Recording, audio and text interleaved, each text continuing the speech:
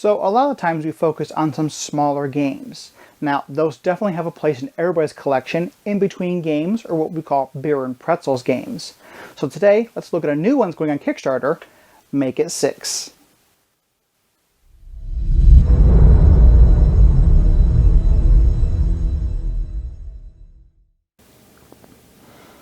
So in the game of Make It 6, you're trying to get your blue die to be a value of 6. So every player is going to take a blue die, and they're going to put it onto a value of 1. And then on your turn, you're going to roll these dice. You're going to roll 4 green dice, 4 white dice, and 1 red die. So let's just go ahead and take a turn here, and I will show you how that works. So the first thing you need to do after you roll the dice is you look at the red die. If the red die is a 6, it's going to do something based on what the current value of your blue die is. There are these handy little cards here. So for example, the effects of a red 6.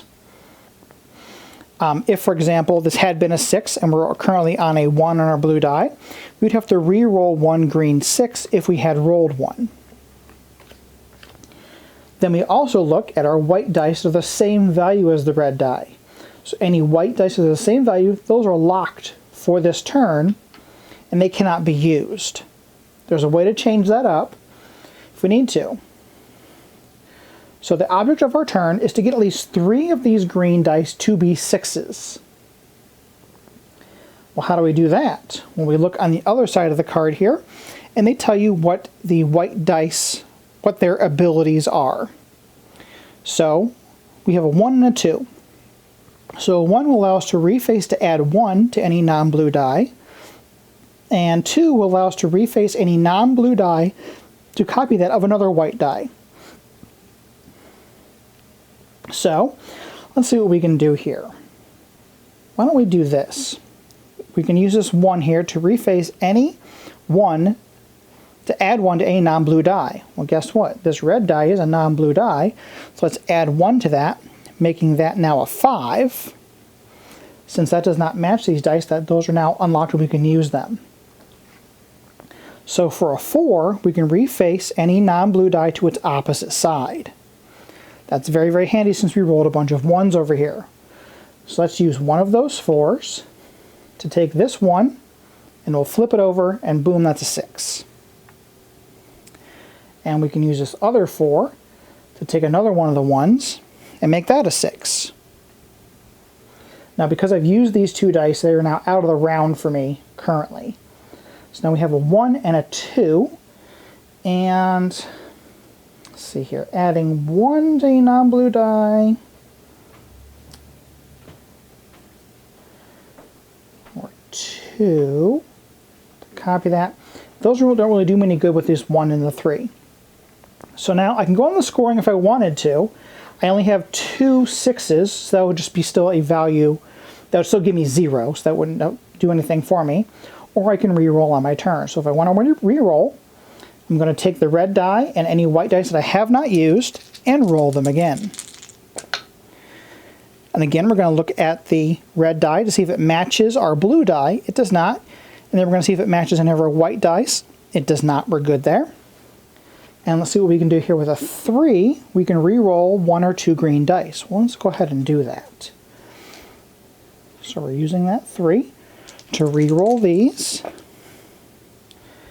And we got a 4 and a 3. So that 3 has been used here.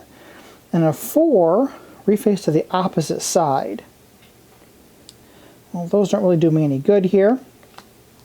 So I'm going to go ahead and roll these one more time. So I only have 1 white and 1 red to roll. So we have a 1 and a 2. Well, the 1's not going to do anything right now because that does not match our white die. And a 2 is reface any non-blue die to be a copy of another white die. So you know what? So that 2, there isn't much that I can do with that. So I'm just going to end my turn right there. So I end my turn, or I have the option, since I didn't use a white die on this turn, I could try to roll again. Since I didn't use anything, I would have to add in another red die and try for one more turn. Let's actually go ahead and try that one more turn here. See if that helps us. So we have a 1 and a 2. If those both had been 6s, we would have to do this effect of a red 6 twice. So we rolled a 6 on the white die, and that is re-roll all current white dice, do not remove the 6 from the game. So I can go ahead and try re-rolling this using its own ability. And that gave me a 2 again, and the 2 didn't really help us last turn. So I'm just going to end my turn there. Unfortunately, I got 0 points and didn't get to move my die up a number. So then I would pass this all on to the next player, and they'll go ahead and take their turn.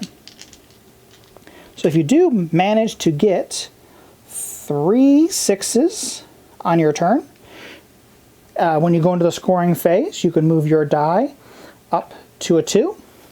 And if you happen to be very lucky and able to get 4 6s, you're actually able to move up 2 spots. So we would go from a 1 to a 3. At the end of the game, when one player has reached 6 on their blue die, every other player will get another turn. And they will try to get a 6 as well. If they can, then you go into a tiebreaker, and a tiebreaker is the player who gets the most green 6s on a single turn. But that is make it 6.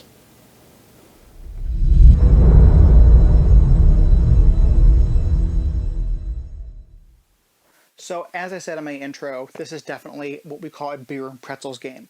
Small form game, easy to play in between bigger games, or play with players who don't really want to play those bigger games, who want a simpler game. This is definitely pretty fun, especially if you want a simpler type of game. Rolling the dice, trying to figure out how to manipulate. There could be some possible analysis paralysis if you have those type of players, but definitely you can still get this game, in and out in a pretty short amount of time. We really enjoyed playing it. If you are interested in backing this game, I'll have a link down below, so you can definitely check this out and see if there's something that you want to back. And as always, thank you so much for watching. Please do not forget to like, share, subscribe. Down below, you'll see all of my links for all of my social medias. I am pretty much everywhere that I could think of to be. If there's some place that you want me to be, just let me know. But down below, check out my links, buy some merch, and have a great day.